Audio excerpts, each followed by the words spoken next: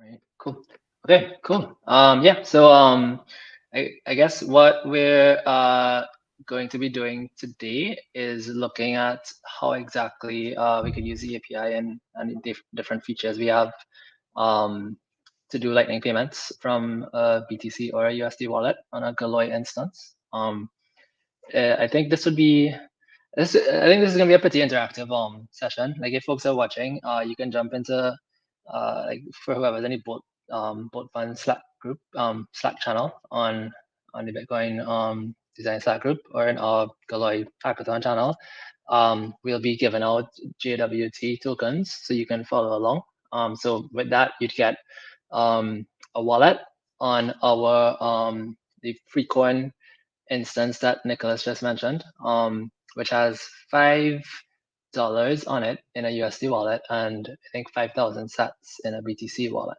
So I'm just gonna share my screen now, and I guess I'll start going Wait, through. Yeah. wait, hold on, Arvin. Did you say that you're giving away free sats? I mean, that's what's happening. All right, well, sign me up then. So yeah, I mean, you guys should participate as well because if it is that my internet does drop, I don't know if John's if you're able to share screen as well, but you'd be able to take over if for some reason I can't stream video. Um, I know.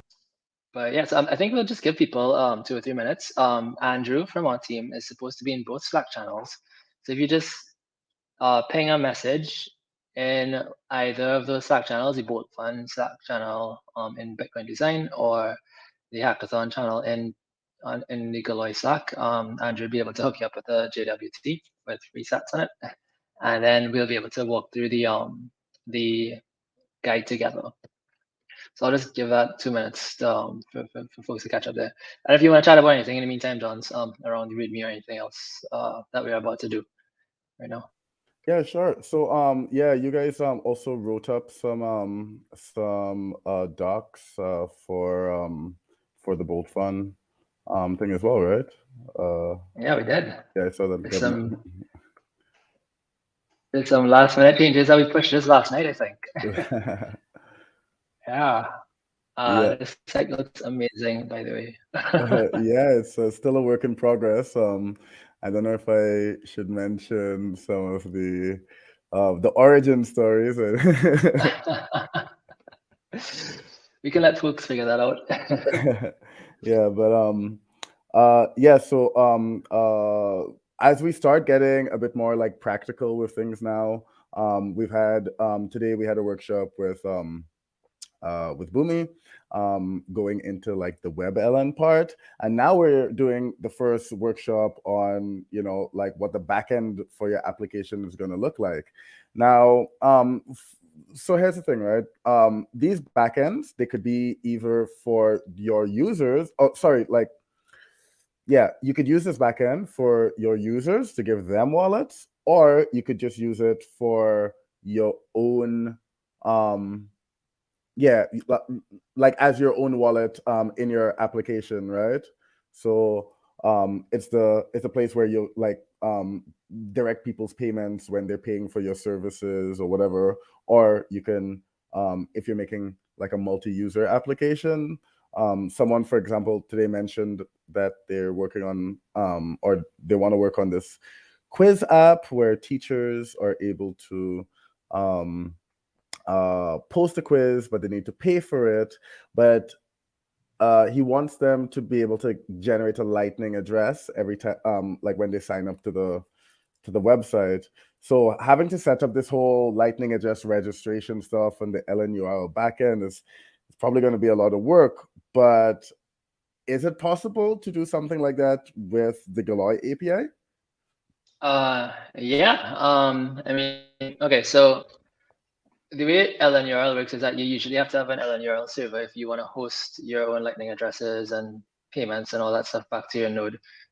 So what we have in our stack is, well, we have our main server, which is the API server. So that's the server that has all the logic and it connects to the database, connects to LND, coordinates everything and like publishes the API. So that's, for example, if you go to any of the links where our API is hosted. That's the thing you'd be hitting. But we also have this repository called Galoy Pay. It's Galoy-Pay on our main page. That it does two things. It has a Lightning address server in it, and it also has like pay pages. I mean, I can just show you. Like for example, for Bitcoin Beach, you can still see my screen, right? Yeah, still can see. Yeah. So for Bitcoin Beach, if for example I went to my username, like this is from the Galoy Pay repo, and like if you have a username set up, you get like this page, and you can receive Lightning, and you can set an amount. But like as an aside, because it's like the server that's hosting this page is also like hosting a Lightning address server.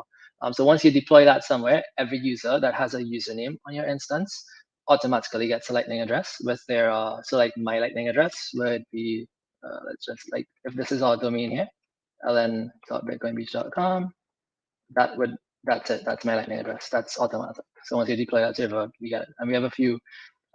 You can even see it like that's something we go through in your README today. People can set usernames on the Freecorn API instance, and they can use that. They'll automatically have a Lightning address there as well. What was that you said? Free corn? What's this about? Yeah. So let me. So okay, I think let's start with the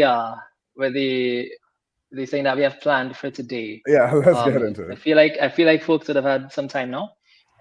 So what we've done is we've set up a separate endpoint at this link here. So it's api.freecorn, as in free sats, .galoy.io/GraphQL. And if you like, once you send requests to this endpoint, that's where our API is hosted for this instance. So it's separate from all our other instances. Bitcoin Beach has its own instance, Bitcoin Jungle, which is totally outside of us. They have their own instance set up. So it's kind of like wherever you deploy your instance, that's where your endpoint is hosted. Right, so this separate, like this Freecorn instance is purely for things like this, just for like playing around, for demos, for hackathons. It's a mainnet instance, so you can send and receive to and from any mainnet Lightning or Bitcoin wallet. And like we also have USD wallet switched on in there. And the way you'd get a USD wallet, like we'll see it in this README, but the way you get it is right now through one of the tokens that Andrew can share in one of his Slack channels. Because the USD wallet isn't switched on by default right now. It's still kind of in production. So we kind of we turn them on manually right now. Soon there'll be a standard thing. So I guess to get into it, like what I'm gonna do is just go through this README. It's pretty self-explanatory, but I'm gonna go through it as well for folks who aren't as familiar with GraphQL, just to show how it works and how you can use this web interface to call endpoints, like help to make sense of the API, demonstrate the functionality of how Lightning addresses work in our system. Like Lightning payment requests, like actual, Lightning Network, a normal payment request, and how that works when you try to send or receive from the USD wallet. So if that all sounds okay so far, we can start with this. Sounds good to me. And I'm gonna take cool. All right. So for folks watching, here's a blurb. It's a blurb about explaining what this is. I've kind of spoken about this already, so you can take your time and read through that. First step is to get a JWT token. So for folks who already have it, we can continue on. By the way, I think we would have put, I'm not sure, did we put this link? I don't have visibility in the Slack channel right now, but maybe somebody can throw this link into Slack. This is the README, and it's also the thing that we use to actually put in the GraphQL requests to do the queries and stuff. Right. So if anybody else who wants to follow along, they can come to this link as well, read this, follow along with the README, and you can click everything I'm doing here and do the exact thing yourself once you have a token. Right. So first thing, once you have a valid token, you go to the settings menu in the Explorer. So right here, I'm in the README. If you look at the left here, there's 4 options and Explorer, which I should probably open in a separate tab. One sec. Let's see if I can do that. Where is the Explorer? Let's see if I can get them side by side. Cool. Right, so this is the Explorer on the right, and this is the README on the left. We'll see how this view works. It's a bit squashed. Let's see if that works. Right, so once you have your JWT, right? The first thing we're gonna do is put that JWT into the environment here. So I guess I'm gonna show mine so somebody can steal my stats, but that's okay. If you look at the README here, once you go to this tab, Explorer tab, which is what I'm on the right side here, and you go down to environment variables. So environment variables are here, right? You can put in your JWT token like it is here. So I put in mine over here, right? And that's it. Once you put that in, you're good to go to start making requests. And so I'll do an example query. So once you put your JWT token in, you're pretty much logged in as that user. And the first thing you can do when you're logged in is just get some basic information about your logged in user on the system. So we have this thing called a me query. It's our first query. It's a GraphQL query.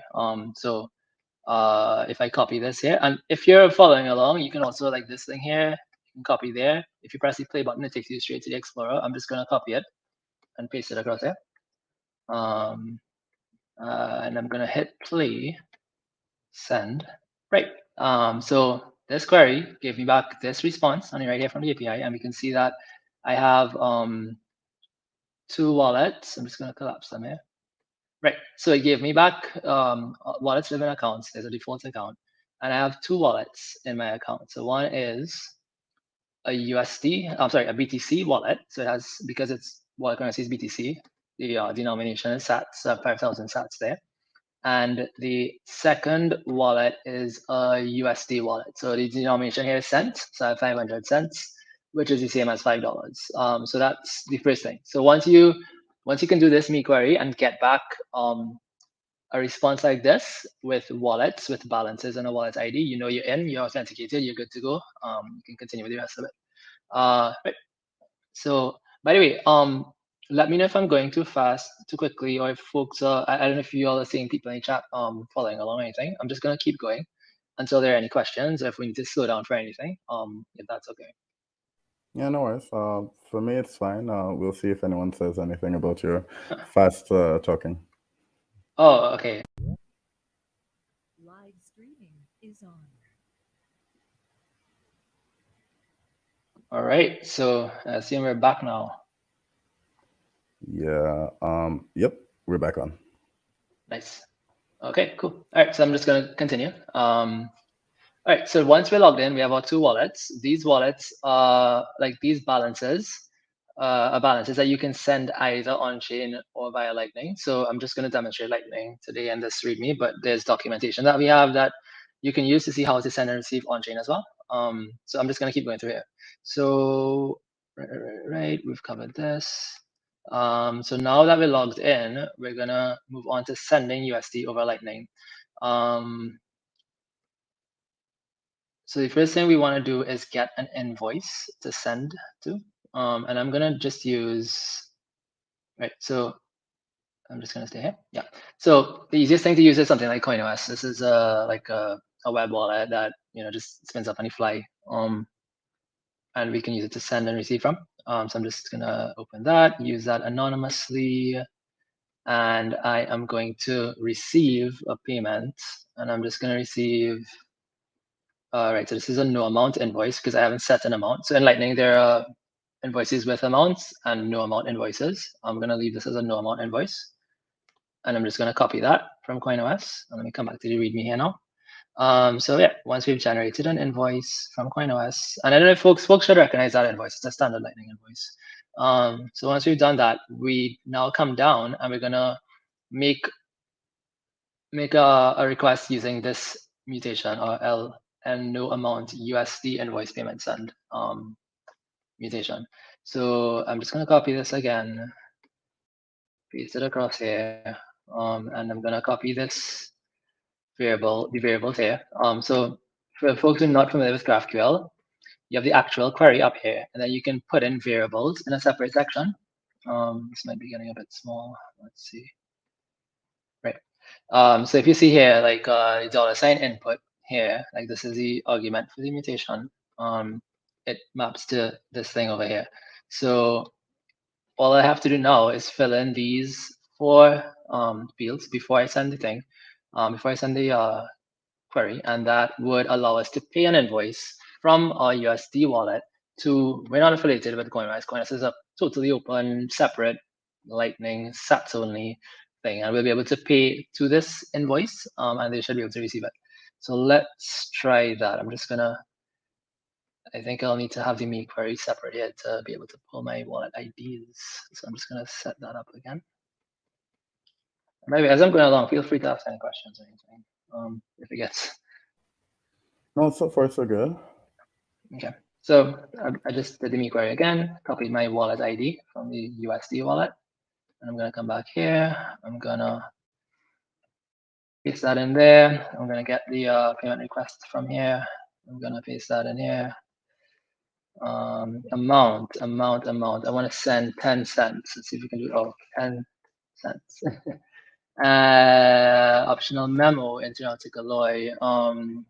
This is something that, because this is an invoice that's already generated, there's no way to send a memo out right now on the invoice. Well, at least we don't have it integrated yet. So this is just an internal thing.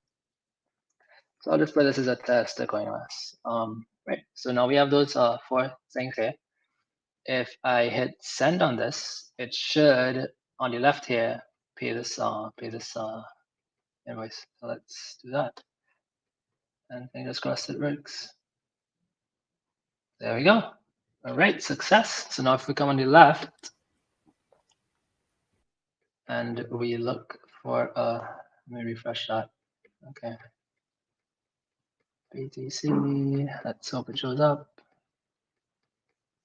Okay, so while that's happening, I'm not sure what's happening with CoinOS, but the way we confirm that this was actually sent on our API. So all we get back right now when we do payment is success, right? And the way that we'd see like that the balance has changed is to resend this me query. So I send that. Yep. So it's going down to 4.89, 10 cents plus. I think it might have been like 1 cent fee for the Lightning payment. So that's pretty much how it works. And I wish it would show it. Let's see. Where are the I don't know why it's not showing I may have to log in because you could also try with Alby balance. if you have it installed. I mean, yeah, I think I have the demo version installed, so I don't have it installed. But maybe I can or if you can send no, I'll just log in. I think that's the safest thing. Maybe new wallet. Live but I mean, for folks, I know, like I was surprised when this side worked. Like, this side worked great. But then it's like, oh well, it had to mess up somewhere, right? I'm gonna log into one and let's see if I can do it right now. Let's sign out. Sign in. See what I've got here. I've got a test account, right? So I have 1,000 sats in this test account, right? And we're gonna do that receive again, and let's just do that real quick. And I can use back the same exact mutation. I'm just gonna change the invoice. Same 10 cents, same memo. Send again. Wait for it. And at this point, L&D is routing and stuff to it. It's looking for a route. It's trying to make the payment. And right, so it's made the payment. It says success on our end. Let's see now if my balance updates on this side. Is this an us thing or a CoinOS thing? This is. All right, cool. Well, yeah, this is not great for demo, but usually what happens is that it would, like the balance would update here and you would see a certain amount of sats coming through. I think I'm gonna try as well. I mean, let me see if I can try another wallet as well. Or if somebody wants, they can send an invoice in the chat and I can try to pay that and we'll see if they get it. Okay. But yeah, so in a nutshell though, yeah. Yeah, I was just saying, yeah, so anyone in the chats, just post an invoice for 1 million Satoshis and we'll see what happens. Well, only have $5, so 1 sec, let me just can you guys still see my screen? Yeah, I can still see it. Okay, so oh wait, on the live stream, but the live stream is like lagging a little bit behind, so okay. Yeah. All right, great. So I just shared back again. Yep. Right.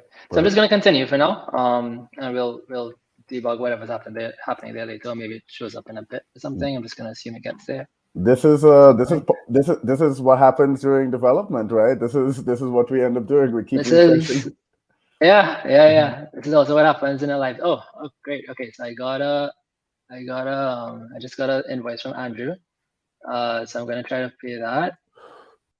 Uh, I think Yeah, you're. I just paused for a second. So I'm copying the invoice, and then I'll jump back on.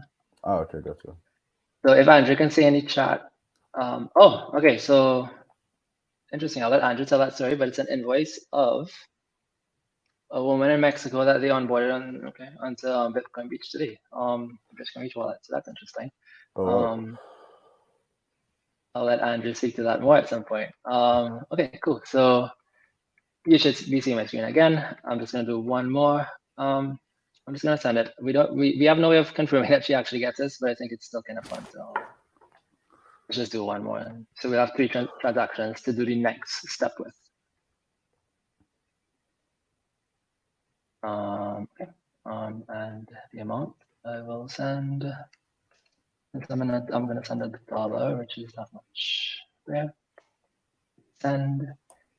Oh, it must be a 0 amount invoice. Okay, so that invoice has an amount, so that will be for the next step, which is we have different mutations for invoices with amounts and invoices without amounts, because those two invoices behave differently, and you have to form the request differently. So when we get to that stage, I'll use this invoice. Okay, so moving on in the README. So after you've sent your first invoice here, and you've seen it confirm, and hopefully it shows up on your side, the next thing you can do is do another query here, another me query, to see all the transactions in that user's wallet account. So I just copied it from here, put it in here. And now if I look at what was returned, this is the BTC wallet. I want to see the USD wallet. Right, so now I can see 3 transactions. Interesting. Right, first transaction is where I got $5. And then the second one is where I sent 10 cents, and I sent 10 cents, and there's a 1 cent fee in both cases. So yeah, there's 3 transactions. That's one way to confirm that your transactions have been sent. So you get your transaction history from your accounts. So I'll keep that in a tab there as well. So far, we've kind of introspected our own account, authenticated user's account. We've seen the 2 wallets, and we've sent a payment from the USD wallet. So let's see what we can do again. So that was a new amount invoice, and I'm just gonna do the same exact thing for an invoice with an amount. So like the invoice that Andrew gave me has an amount, so I'm gonna just change this mutation to be the amount mutation. So it's pretty much the same thing, except it's a different name for the mutation.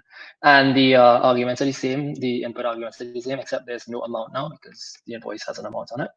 So all I'll do over here is remove this amount. And you can see like GraphQL already tells you, hey, this amount thing is not allowed. Why do you have, it recognizes from this mutation and from the schema behind the scenes that this is not a valid property. So I just remove that.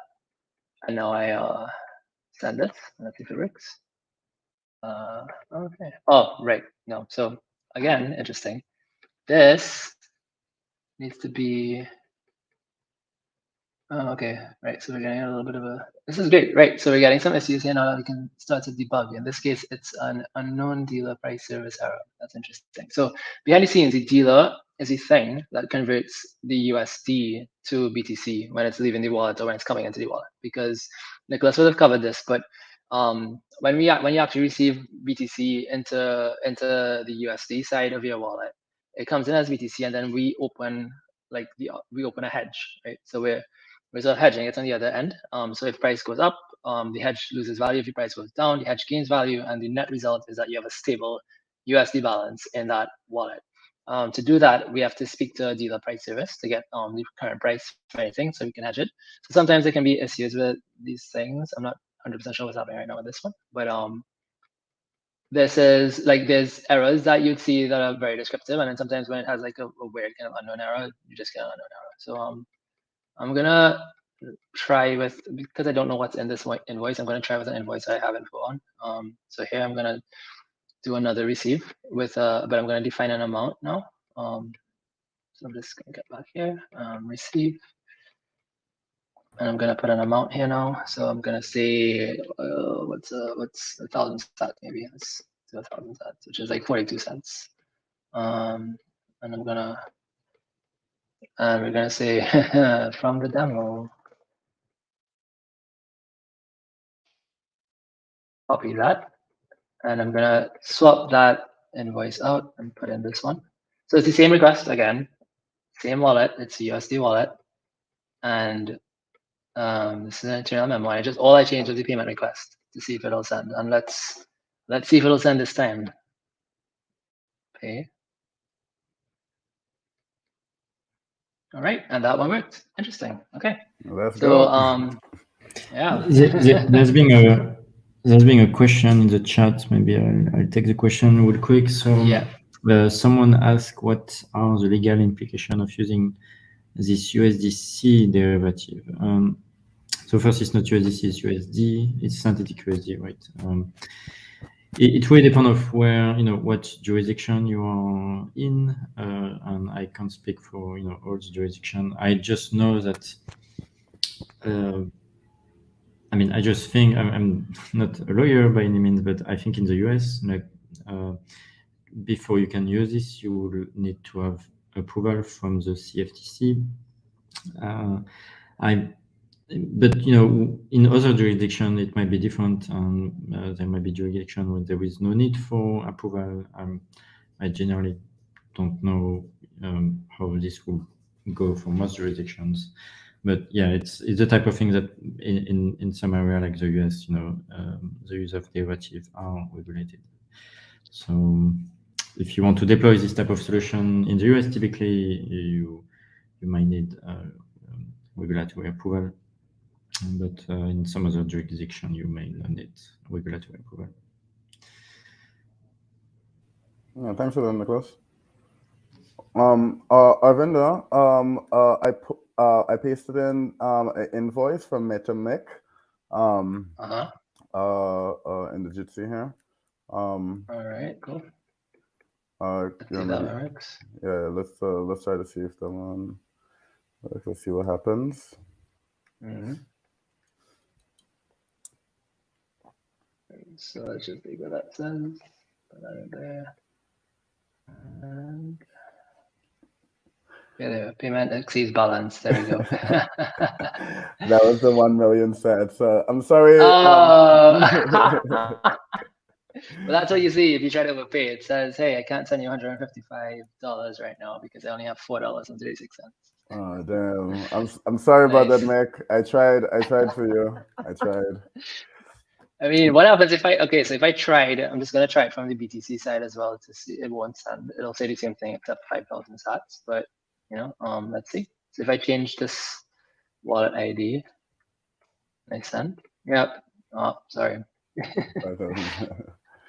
Yeah, it's 15,000 sats. Can't go out with 5,000 sats. Okay, well, that actually shows that the API is functioning quite well and stable. So this is good. Yeah. All right. Okay. So let's move on. Oops. Can't do that. All right. So let's move on with the rest of it. I'm just gonna do a quick scroll down to see what else we want to cover here. So receive and setting a username, and then the standard invoice stuff. So I'm gonna the receive I think two things I'd like to cover before we finish the session here is just the receiving requesting Lightning stuff, which is you create an invoice and you pay it from whatever node. So let's try that one now. I'm gonna copy this mutation here, and we'll just take. Right, so we'll need an amount and we'll need a memo. So I'm just gonna change it right here. Amount, I'm gonna request. I remember I put it back to USD. So whatever amount I put here has to be in cents, not sats. So amount would be, I want maybe let's say 5 cents. Let's see if I can get 5 cents. Memo, sure, we'll do this. So this should create an invoice for me. Let's see what happens.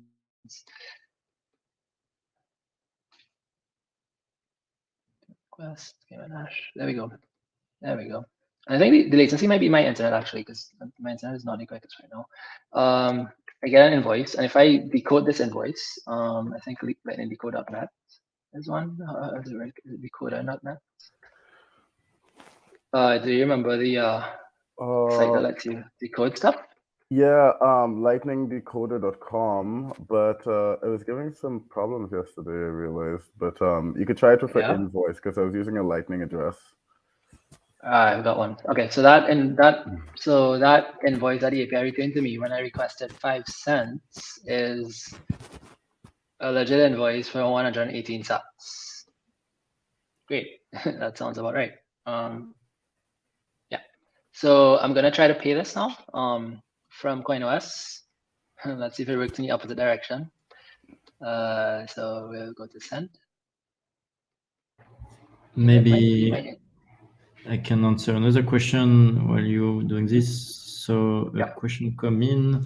Can you explain more about how the exchange rates are determined and what are the costs of hedging and who pays for this when moving between USD and BTC? So the exchange rate is determined by the derivative exchange, and the cost of hedging and who pay for this when moving between USD and BTC. So the cost is being determined by the dealer. So maybe Arvin, you could open the a tab with the dealer repository just real quick. Yeah, sure. So the dealer repository is determining how much fees is being passed to the client, and it's something that can be configured. And so there is a YAML file. The general idea is that an exchange. So a couple of things here that I didn't go through my presentation, but I can mention it here. One of the advantages of using a derivative exchange is that the fees are typically much lower than for a spot exchange. And they go from 0 basis point to 10 basis points typically, as far as I know. And so it depends also the volume that you may be doing on the exchange. But let's say the exchange charge you 5 basis points, then you can decide here in the dealer there is a YAML file, I believe, or some configuration, how much fee should be passed to the end user. It can be 10 basis point or 20 or 50, or it really depends on the business model of the wallet that is being deployed. There is also the idea that you can, if you have a lot of flow going in and out at the same time, basically you don't need necessarily to go to an exchange because you can net out those different flow. And so there is some configuration in the YAML file that is being deployed for the dealer. We're looking to add more as we get more experience and understand what should need to be exposed. Yeah, I hope that answers the question. I don't know, Arvin, if you have anything more to say. Or... No, I think that pretty much covers it. And if you want to see how that works exactly, the dealer, it's Galoy Money /dealer is the repo. There's a README on there that explains, it gives some of the concepts, some of the behind the scenes of how the dealer actually works. And this is, I believe this is the YAML file that Nicholas is talking about, where there's fees defined and withdrawal fees, spreads, ratio things, all sorts of things internal to the dealer. So that would be a great place to look to see how exactly this thing works. Yeah. Cool. Yeah, thank you. All right. And now CoinOS is working, which is perfect because we got our 1000 sats and we sent 118 sats. So something is delayed, but it's working. And we also, but yeah, it's weird. Today's not January 26th, but it's working. All right, but now I just did a transaction view again, the same me query that we do transactions with to check and see. And we did receive 5 cents. That corresponds to this 118 sats. And you can see on the CoinOS side, their conversion rate is also, it also works out to 5 cents. So that's pretty cool.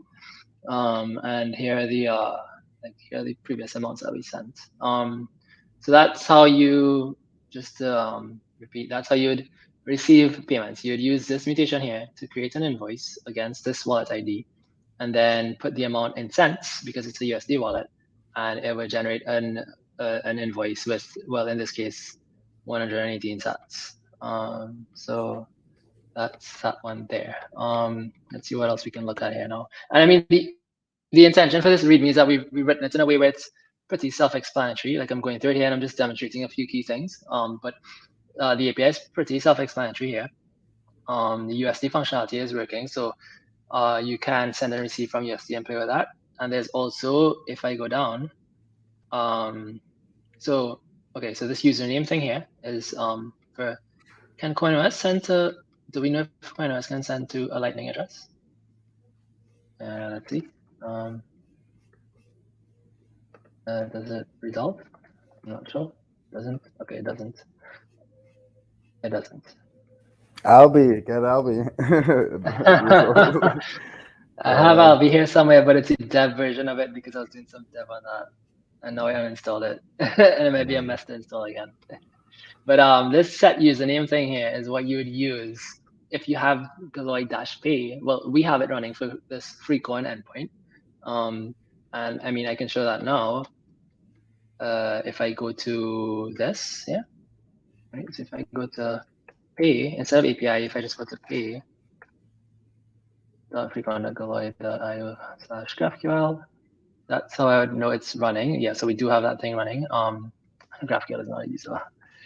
And I am also not a user, which is understandable. So I'm not a user right now because I haven't created anything on this yet.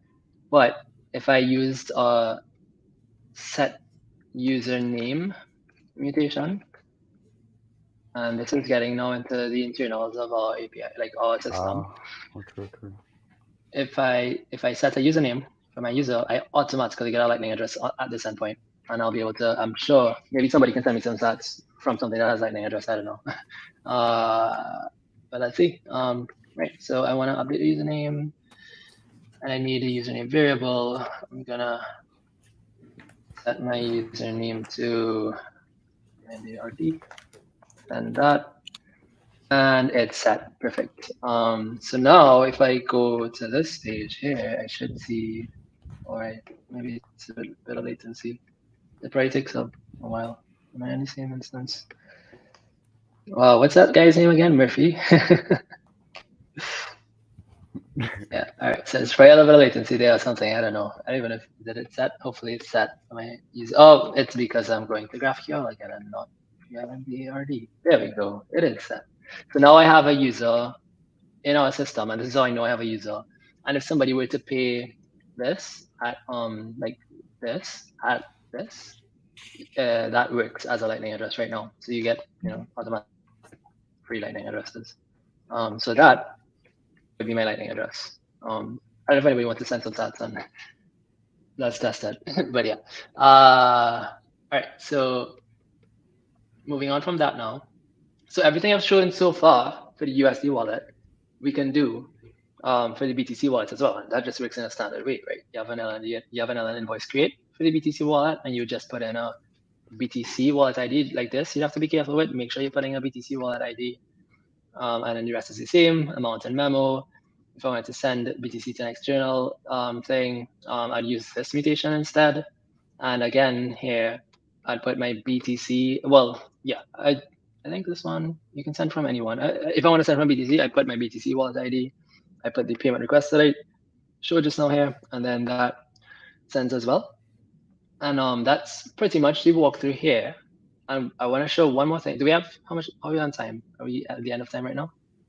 Yeah, no, you could keep on going. All right, so I just want to show one more thing, which is that there is the Explorer that I'm in. This is a really great tool for just actually exploring the API. So I'm going to close all these tabs, and I'll show how you can, like, it's also sort of self-documents itself. You can create things. I'm just going to close all of these, open up this thing here, go to documentation, and like here, if I go to root, right? So we have, if you know GraphQL, there's queries, there's mutations, and there's subscriptions.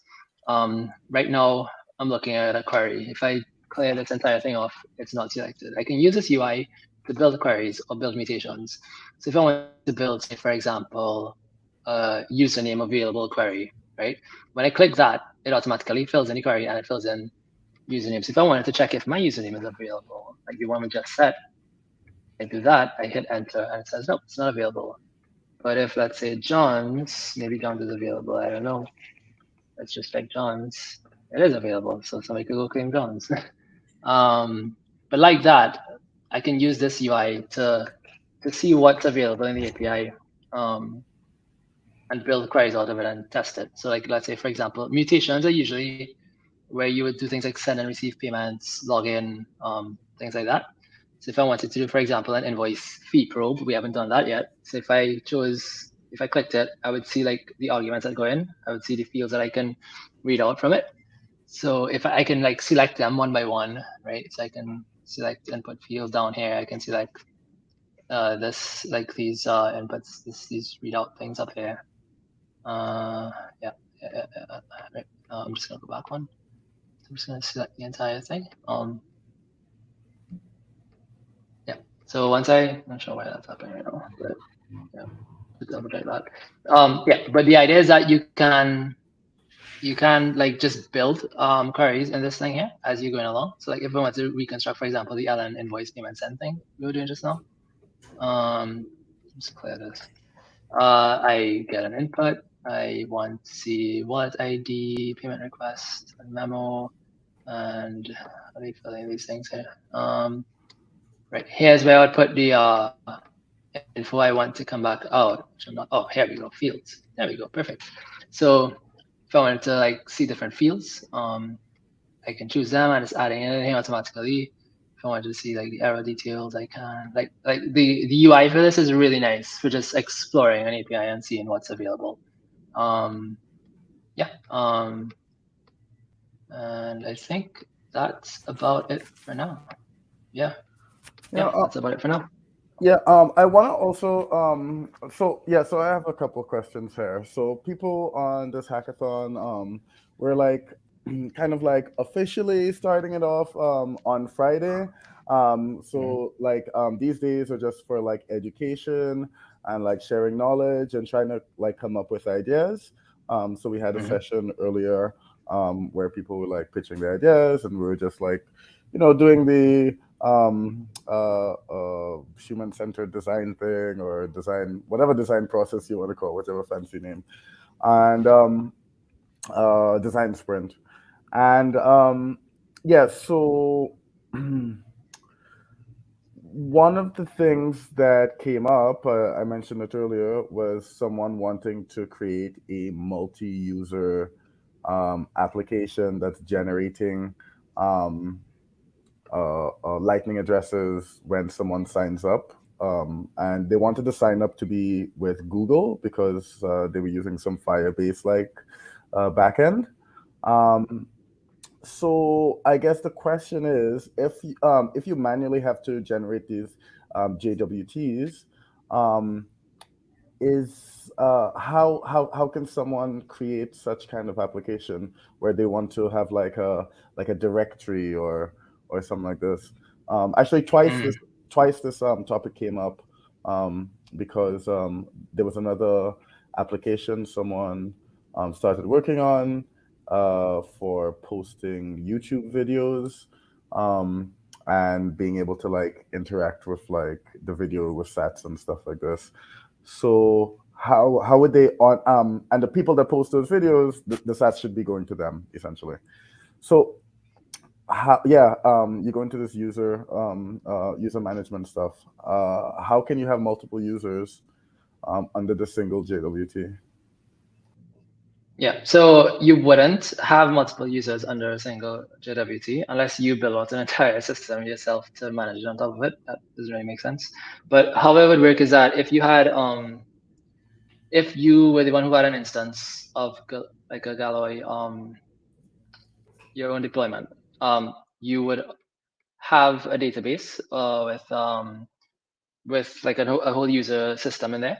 Right now it's tricky because right now login system only works with phone numbers and phone codes. So we like with Bitcoin Beach and stuff, we have a Twilio integration, and the way that somebody gets a JWT behind the scenes is that they put in their phone number, they do a request, they get back an SMS code on their phone, and they enter that, and that's like how we facilitate the login. And then once you've completed that login process, the app gets a JWT and they can do things. We're right now working on username password authentication. I think that's maybe a few weeks away. So it may not be as applicable for Yeah, I think if it's Nicholas wants already to. working as of 2 days ago, I think. So there right we now, go. you can set it up with either phone number plus code or email plus password. Yeah, so that would be the answer. I guess we'd have to add some documentation on that, but you can use an email and password now. And like the way that would work is you deploy like to this repo here. You deploy a Galoy instance somewhere, and once you deploy this, it would have the entire user. It would make the API available, like this API that we're using here. It would just be hosted somewhere else. It would be hosted at your endpoint, and it would already have all the user stuff internal to it, and it would have like the ability to send and receive on Lightning on Bitcoin. And if you switched on the USD option and did a deal, that may be too complicated. I'm not sure how complicated that is for like the purpose that this person is trying to do, but you can switch that on as well and have those features. And this, like once you deploy Galoy, this thing, it's what gives you that user system behind a GraphQL API that you can use to interact with an LND node and a Bitcoin node and send and receive both on-chain and like on Lightning. And I guess behind the scenes, yeah, you would do something with our authentication system to be able to log people in and get a JWT back to use for them. I guess it might be relevant to just say that for the hackathon we can give some account, right? If some people want to use the API but don't want to spend the time deploying their own solution, of course, then the Freecorn cluster that we have here is really a test system, so it's not meant to for many people to use, but it's meant for developer to explore API. But for the purpose of hackathon, it's maybe relevant to think about the fact that it's the Freecorn cluster that we have is meant for like hackathon, right? And so someone could deploy using our current API on the Freecorn hackathon cluster, and then if the proof of concept they like it and they want to maybe launch a product based on it, in some few weeks or a few months, then they could deploy their own backend, like the full backend suite later on. Oh, that's fantastic. So if there's someone who wants to do a multi-user setup, just tell me if I get it correct. If someone wants to do a multi-user setup, then you will be able to deploy an instance for them on Freecorn. What I'm saying is they could use Freecorn to just use their multi-user. They could also deploy their own solution on their own cluster, but this will take a bit of time, and it's maybe for hackathon it's not necessarily the best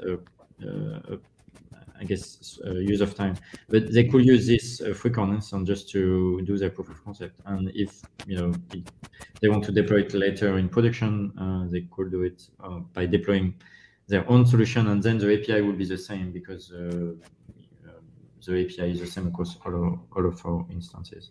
Gotcha. Just to build on that, for the purpose of the hackathon, I would say to think of this as two different levels. You have the architecture thing, right? Which is I think we've included a section here, right? Where it's that you kind of deploy your own thing and you manage it and you run the thing. But then there's a separate thing where once it's deployed, how do you interact with the GraphQL API? How do you build things against this? And I mean, anything that you hack, any product that you build, you don't really care about the details of the architecture right now. You're trying to hack a solution together, and this is all you need. And for the purposes of interacting with the API and building a solution or getting code to integrate with it, I think what Nicholas is saying makes sense. Just use a deployed instance, just use Freecorn, hack on the API, get a thing working, get an MVP going, and then if it is that it looks like, hey, I want to actually use this going forward, then you could look at deploying a full instance for yourself and hosting your own endpoint and making calls to that endpoint instead. Gotcha. Thank you so much. This has been a fantastic session. I hope it's been useful for everyone listening in. And I was talking to Boomi today about how much the space has developed in the past year.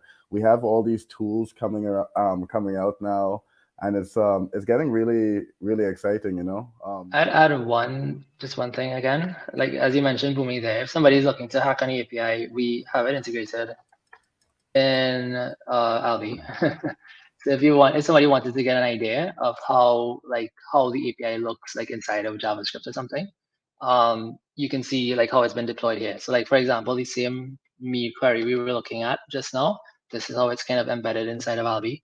And like if you want to do a send, here's a send mutation embedded in here, and it goes out through an Axios call. So like this is a great reference as well to if you wanted to see how it's actually used deployed. Yeah. Yeah, so from what I'm understanding, it's yeah, you're gonna create this JWT credential. Someone will then be able to start using this as their payment processor for their application. If you want to do some kind of multi-user setup, then um, you would have to deploy your own instance. For folks who are, I guess, like building solutions or apps or things like that, what's the trade-offs if you're using like a REST API versus a GraphQL API, and where are they, like from your experience, where are they, where do they fit best? What context? To be honest, the most resource efficient and request efficient API would be doing it through GraphQL. REST, you often have to make multiple requests to sometimes get the same set of objects that you want, that you could just do with like one GraphQL query. So that definitely shows the power of GraphQL. Especially in mobile environments. I guess if you're doing something more on the back end and you're kind of like abstracting another API, then I would probably go with like REST, or at that point it just doesn't matter in terms of like performance, because a server to server communication, it's like, yeah, minimal latency. But if you go like on the client side, then you have to like in the browser or on a phone, you're at the whims of like a connection that might not be that stable, or dropping, or going up and down and stuff. So if you could just do that and get all the resources you want in one shot, then that's great. And also, what's good about GraphQL is that you can actually you can actually choose what properties you want to get returned back to you, right? You don't have to return everything. So the request still becomes even more efficient, because you're only asking for you're only getting back the things that you actually want and you're going to use. I think that's mostly been my experience too. Like I guess if it's on the server, if it's next to the thing, REST is okay. And I mean, I've even seen people build GraphQL APIs out of REST APIs, just to have it on the client side. Yeah, that's typically my approach, to be honest. Like I'll start, like I'm old school like that. I kind of like REST as a way of like thinking about like your objects and resources and stuff like that, and like just like separating them out. And then I would kind of like use the GraphQL thing as a kind of like an abstraction on top of that. I know some people just like connect directly to whatever database from the GraphQL stuff, but yeah, I like doing the REST one first. Is it because of the mobile environment you decided to go with GraphQL? Because I was thinking GraphQL is not that popular in the Bitcoin space for APIs and stuff. You're perfectly right. Yeah, we want to be mobile first, and I mean, no, we also have web wallets, but the stack really has been built with mobile in mind, and GraphQL is probably a very superior system if you have mobile in mind. Yeah, as you said, if you have server to server communication, REST is fine. But yeah, you got it. So you have a WebLN application. Someone pays like 1,000 sats, and you want to do some business logic to say 50%, 60% is going to stay in Bitcoin, but 40% is going to go into this like USD wallet, right? How would you go about doing something like that with the API? Could you walk me through like the thought process of something like that? I like that. So there's a part in the section where you can convert. If you think about it, right, we allow you to send from your own BTC wallet to your own USD wallet or vice versa. You can do like a wallet to wallet send. It's any documentation. And that effectively amounts to convert, right? So if I'm an application developer and I want to say build out that feature, even though the API doesn't directly support it, it has all the pieces you need to support it. So what I would do is I would choose to either I would maybe receive to the BTC wallet. So let's say I'm receiving I don't know, something that's 20,000 sats. I would receive to the BTC wallet, and once that balance lands there, I would, as the application developer, might say, okay, every payment that I get, look at the transaction and automatically send X% of that across to my own USD wallet. And effectively, you've done the split. But it would be at the application level, not at the API level. But that's pretty simple, actually. If you just monitor each, like whenever you make an invoice, you monitor the state of that invoice. Once it's paid, you read out, and you can, without the transactions, this thing that like each transaction has a unique ID, it has a unique payment hash, so you'd know which transaction belongs to what invoice, Lightning invoice. You just read out the amount of sats you got, and you immediately do a send from your own BTC wallet to your own USD wallet for whatever percentage you want. That it's as simple as that.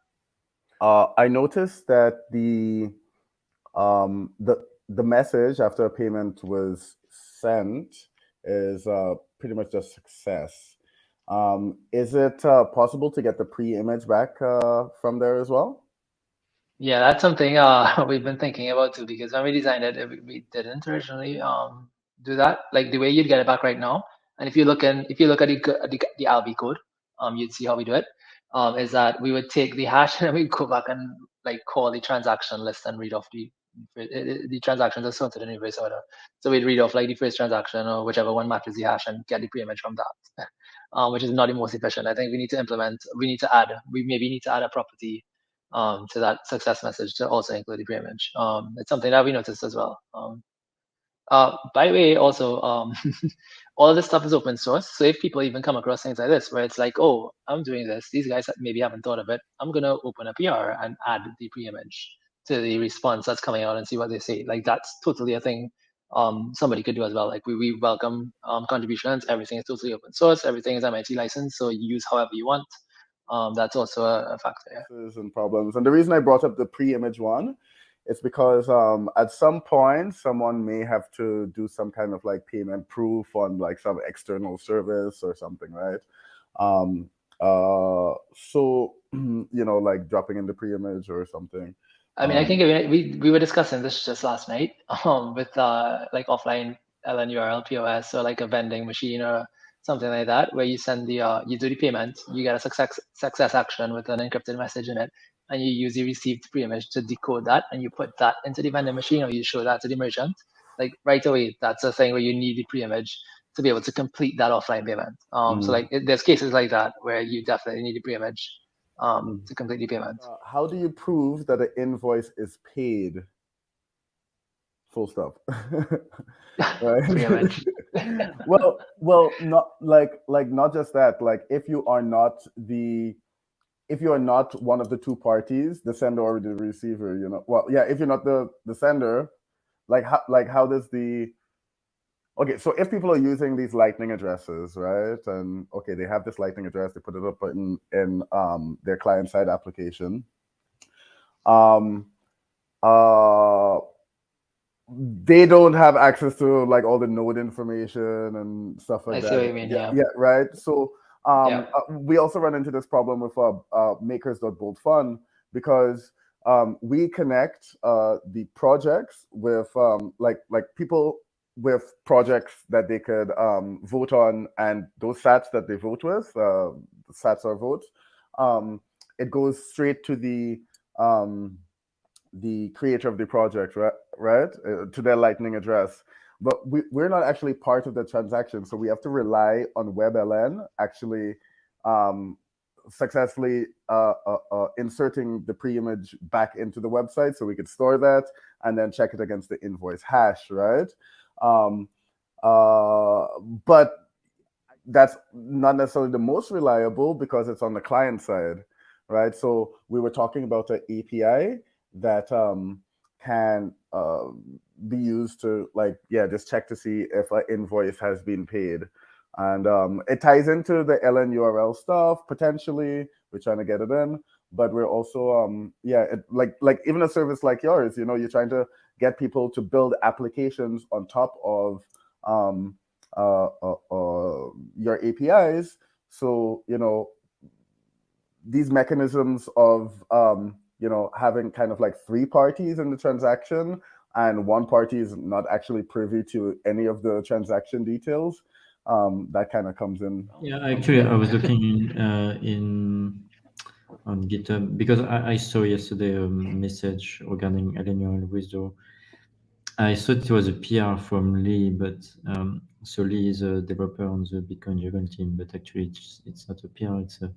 It's an issue that Lee posted to ask for support for Alenial Withdraw, because it's what he's saying is that for ATM support, this is very useful, and so yeah, we don't have it right now, but it seems there is no a stronger use case to add it. So maybe it will something we will prioritize in the next couple of weeks or months.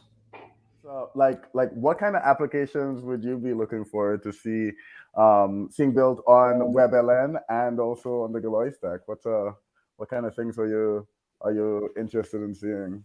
So like when I think Lightning, what I think is Lightning plus WebLN. Like what I think is I don't want to think about payments. Like payments should just disappear. It should just be a detail. Like things should just happen and like money should be passing, but I don't need to know that money passed.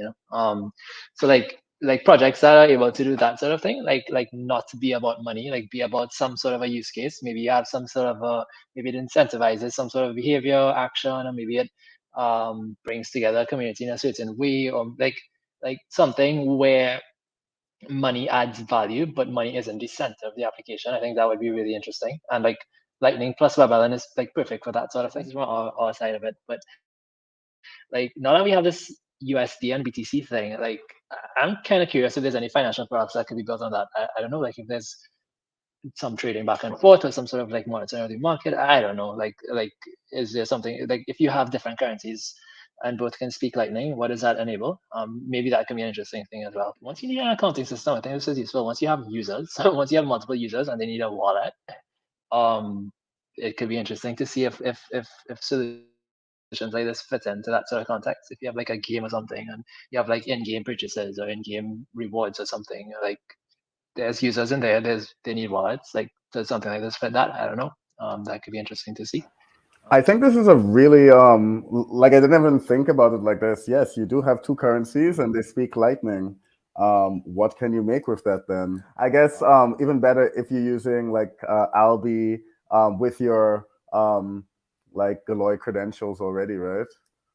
Like your Bitcoin Beach or Bitcoin Jungle wallets.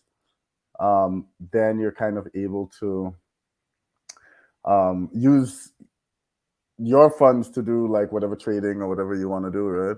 Yeah. So like right now with Alby, we've only integrated the BTC side because the USD side is just now coming into the API right now. There's a lot of things that new challenges that come up that like you haven't thought about when you're not dealing with a conversion, but you're dealing with an actual balance that's not in Sats anymore. So I think there's some interesting design challenges in there too. Like how do you represent that? How does that get communicated to the user? That it's like this thing isn't just like in wallets we're usually used to like this cosmetic conversion where it's always Sats, but maybe it shows you the equivalent in a different currency at like the current price. But this is a different sort of paradigm where it's not showing you like a cosmetic conversion. It's that this thing actually is in that currency. And like if that's the case, but it speaks Bitcoin and Lightning, right? So it's like what is a UI? How do you communicate that in a UI? What does that even look like? What experiences does that drive? What different products does that enable? I don't know, but those are all interesting questions as well. The wallet is already solved. So what else? And now we have to start thinking about that what else, and we have to make it useful.